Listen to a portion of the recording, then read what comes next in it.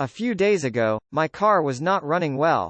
I pulled into a garage, and the young mechanic had it fixed in just a few minutes. He knew what was wrong by simply listening to the engine. I was amazed. I am constantly shocked at how little talented people earn. I have met brilliant, highly educated people who earn less than $20,000 a year.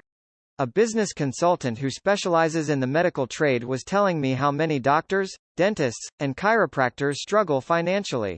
All this time, I thought that when they graduated, the dollars would pour in. It was this business consultant who gave me the phrase, "They are one skill away from great wealth." What this phrase means is that most people need only to learn and master one more skill and their income would jump exponentially. I have mentioned before that financial intelligence is a synergy of accounting, investing, marketing, and law. Combine those 4 technical skills and making money with money is easier than most people would believe. When it comes to money, the only skill most people know is to work hard. The classic example of a synergy of skills was that young writer for the newspaper. If she diligently learned the skills of sales and marketing, her income would jump dramatically. If I were her, I would take some courses in advertising copywriting as well as sales. Then, instead of working at the newspaper, I would seek a job at an advertising agency. Even if it were a cut in pay, she would learn how to communicate in shortcuts that are used in successful advertising.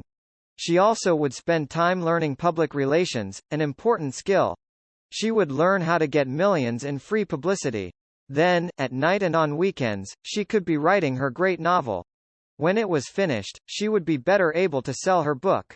Then, in a short while, she could be a best-selling author. When I came out with my first book, If You Want to Be Rich and Happy, Don't Go to School, a publisher suggested I change the title to The Economics of Education. I told the publisher that, with a title like that, I would sell 2 books, one to my family, and one to my best friend. The problem is that they would expect it for free. The obnoxious title, If You Want to Be Rich and Happy, Don't Go to School, was chosen because we knew it would get tons of publicity. I am pro-education and believe in education reform. If I were not pro-education, why would I continue to press for changing our antiquated educational system? So I chose a title that would get me on more TV and radio shows, simply because I was willing to be controversial. Many people thought I was a fruitcake, but the book sold and sold. When I graduated from the U.S. Merchant Marine Academy in 1969, my educated dad was happy. Standard Oil of California had hired me for its oil tanker fleet as a third mate. The pay was low compared with my classmates, but it was okay for a first real job after college.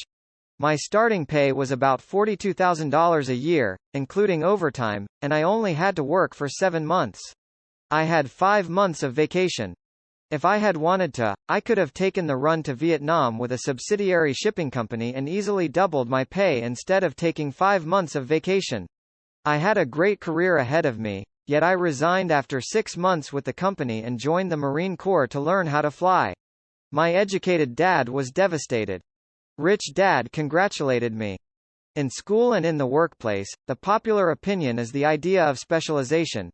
That is, in order to make more money or get promoted, you need to specialize. That is why medical doctors immediately begin to seek a specialty such as orthopedics or pediatrics. The same is true for accountants, architects, lawyers, pilots, and others. My educated dad believed in the same dogma. That is why he was thrilled when he eventually achieved his doctorate. He often admitted that schools reward people who study more and more about less and less.